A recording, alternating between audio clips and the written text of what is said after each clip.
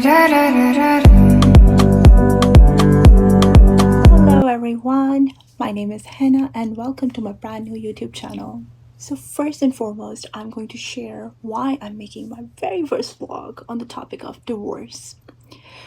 Since mine, a lot of my friends and family friends have come up to me and shared the problems they were having in their marriage, and I've given advice to the best of my abilities based on my experiences and based on what I have learned from other people's experiences.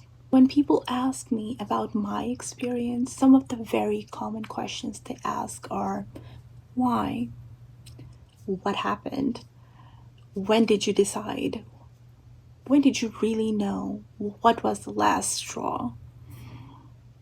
How was the experience throughout?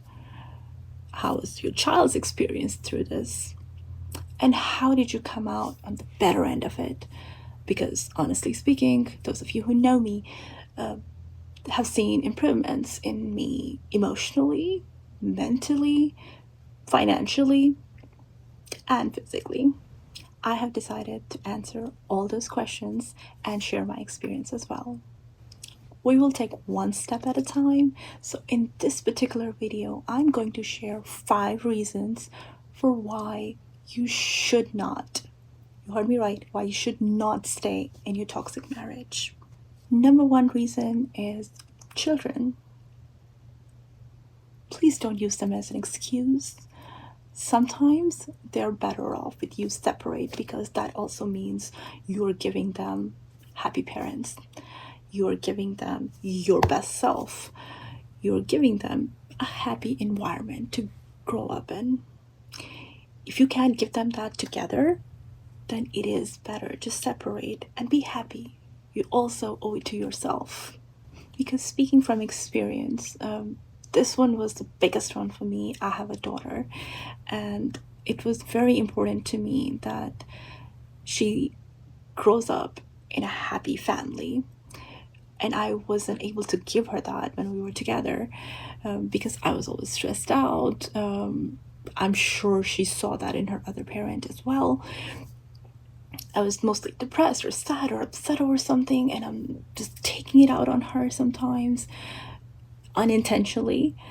I'm always stressed out. I'm always out of time. The main reason behind all that was I wasn't happy. And if I'm not happy, she's catching that energy. She's sensing it. And it bothered me. Personally, that bothered me a lot, that I'm not 100% with her. I don't want to play with her. I don't want to take her out somewhere because I'm stressed out, because I don't want to do those things. So I decided that she doesn't deserve this. I'm upset over something that she has no idea of. Maybe if I'm more healthy mentally, emotionally, I can be a better mother to her. So really, my daughter was one of the reasons why I decided to separate. The second biggest reason is finances. A lot of people are dependent on their spouse 100% financially. So it is harder for them to imagine a life where they would have to either work or somehow survive independently. I can make a whole video just on this topic, but I'm going to brief it and say that there's a lot of help that's offered by government, by people. You just have to reach out and find that help, whether it's for remote work, whether it's work for single moms, single parent really, single dads, moms. Also, if you can work, and if you have children, there's child support plus work, child support plus government help, government benefits that you can have access to. So as I said, I can post some links or make a total separate video about that. As for me, I was, thank God, 100% financially independent before we even separated. And out of the kindness of my heart, I didn't even apply for child support for a good 2 years. So I was supporting my kid 100% financially for those first 2 years, because we separated right around when COVID hit. So I was being kind. I was being nice and I was being considerate because this financial situation was a little questionable at the time. The third reason is our social and or religious obligations. Because we are raised, I was raised in some conservative family, and a lot of us are in my generation. The divorce is a bad thing. Breaking a family is a bad thing. While I do agree with that, you shouldn't do it on purpose. But if being together becomes so painful, you should not be thinking about what people are gonna say. As far as religion is concerned, God does give you permission to be divorced. It's a very much religiously and socially lawful thing to do. And yes, for me, that's something that I thought about a lot. I think the last year and a half that we spent together, I gave myself a lot of reasons for not going through it. And our culture, values, and beliefs was one of them. Like, oh my God, what people are going to say. What are they going to think? Like, she got married and she has a kid and now they're getting divorced. But then comes a point where all that means nothing. You put all that to the side and think about your future.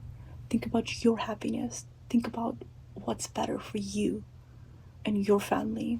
The fourth reason is because people are hopeful. I once heard someone say, hope is a dangerous thing. It is. And for me, I'd say I started hoping for things to get better after our separation. Whereas most people stay in their marriage because they're hoping for things to change for better. After my separation, we did not file for divorce right away. As for me, I was hoping we'll work on it. We'll talk about it. Hopefully things will change. We will change, but we are who we are. For me, I like who I am. He was probably hoping I would change. I was definitely hoping he would change. But again, you don't want to love somebody because they changed. You want to love them for who they are. And if you don't fit, you don't fit. So I would say I did waste a lot of time hoping for things to get better. They did not. Reason number 5, and before I mention it, I have to say I personally cannot relate to this one, but I'm sure a lot of people who are watching will understand and probably can relate to it. So the 5th reason is fear. Fear of change, fear of the unknown future. A lot of people get scared when they think about what the future holds, how different it's going to be. You get comfortable in this life, and whether it's good or not, whether it's a happy one or not, but this is your life. You're comfortable where you are. You're settled, not happily, but you're settled. So they do fear change, what it's going to be like, whether you're going to meet somebody again or not, whether it's somebody going to be better or not, and how is that change going to affect your kids. For parents, it's a huge thing they have to consider. That said, if you don't change something about the situation that you're in, you cannot hope for a better future either. So personally, as said, I can't relate to this one. I'm all about change. I knew the situation I was in wasn't going to work out for long, so I wanted to change it, and I did change it, and it worked out great. And if you like this video, please don't forget to give me a thumbs up down below or leave me a comment. Whether you agree or disagree with anything that I've said, either way, I would love to read your input. Thank you so much for watching. Ciao.